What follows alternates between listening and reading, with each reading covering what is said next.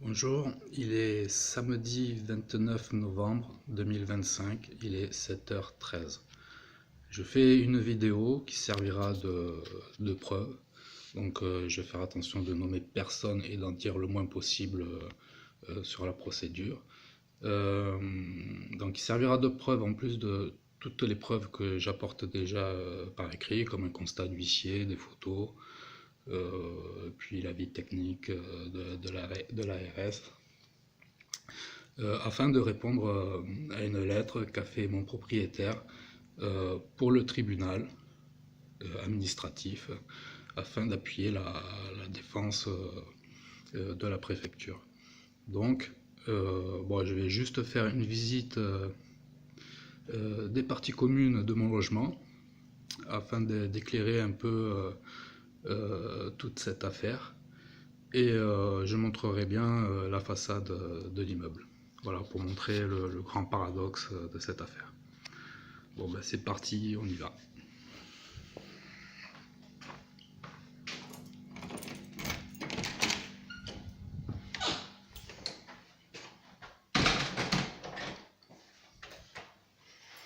Voilà, alors nous sommes au deuxième étage.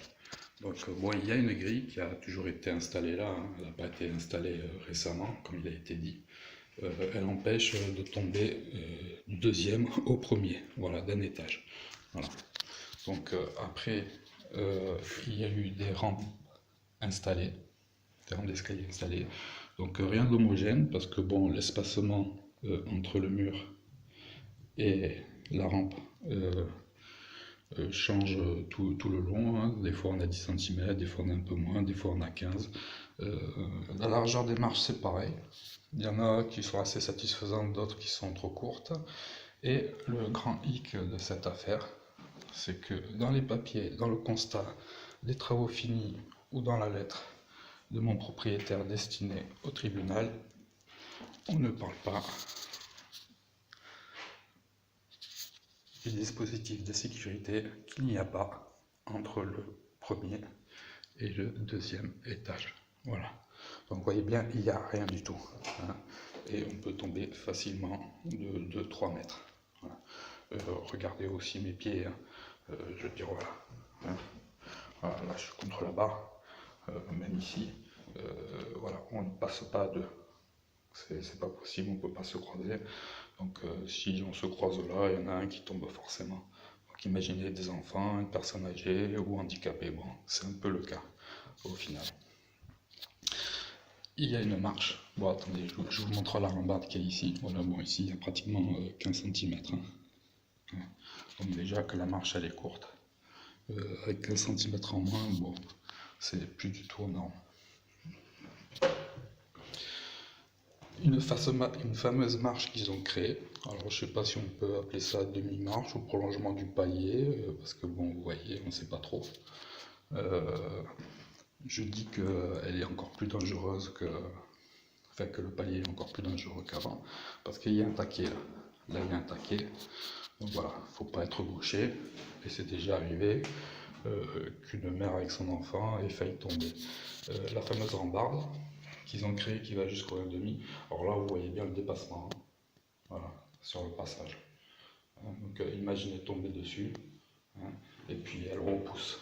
Hein, c'est-à-dire que quand on passe à côté, on est obligé de se pousser pour le coup, hein, pour pas se le prendre. Voilà, donc je filme bien. Hein. Bon, vous voyez bien là, toujours aucun dispositif. Voilà. Bon, c'est des escaliers, hein, qui a rien de plus banal, hein. C'est pas une architecture à conserver, on ne pourrait même pas la dater, hein, ou dire qui est l'architecte. C'est un escalier en béton où il a été rajouté des nez de marche, du carrelage. Voilà, rien de plus banal. Donc à la fameuse rampe, voilà, vous voyez bien, ça dépasse du passage et ça ne va pas jusqu'au premier étage. Voilà. Donc même jusqu'au premier étage, ça ne peut pas être considéré habitable. Puis il faut savoir que bon, l'architecte du bâtiment de France ne peut donner que des recommandations, car il n'y a aucune co-visibilité avec un monument. Voilà. Et puis en plus de ça, bon, s'il a donné des recommandations, c'était pendant que la procédure était en cours. le propriétaire avait 1 mois pour donner un avis contradictoire, il s'est abstenu. Maintenant, on va à l'extérieur, donc je vais faire attention de filmer personne, et je vais filmer la façade.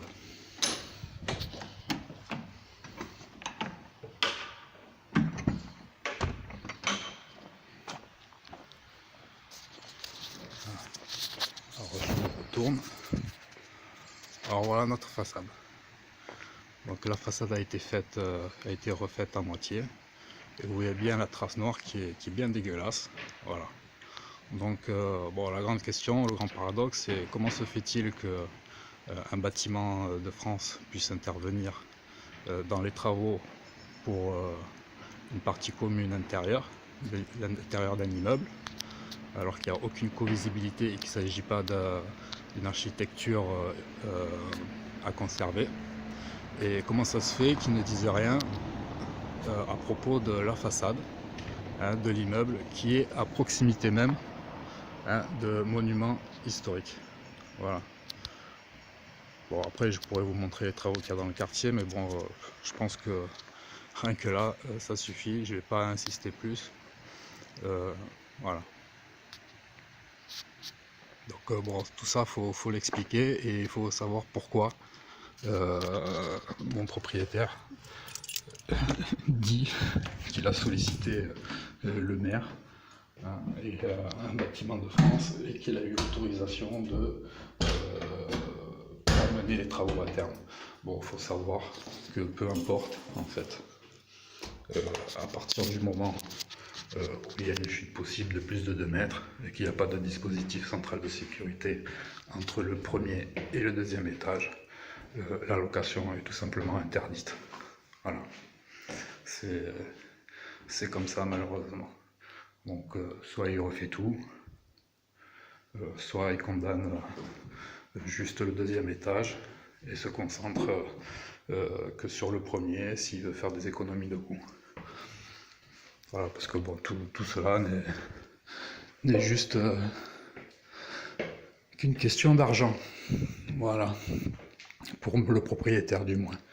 Sinon, bon, ben, point de vue sécurité, comprenez bien, comme il est dit dans l'avis technique, que si quelqu'un tombe, c'est la responsabilité du propriétaire. Voilà. Et mon voisin, c'est à peu près de là qui est tombé. Donc imaginez, il aurait basculé. Ça fait quand même une chute de plus de 3 mètres. Voilà. Donc voilà, bon, ben, la visite est terminée. J'espère que cette vidéo sera prise en compte. Je fais attention de nommer personne.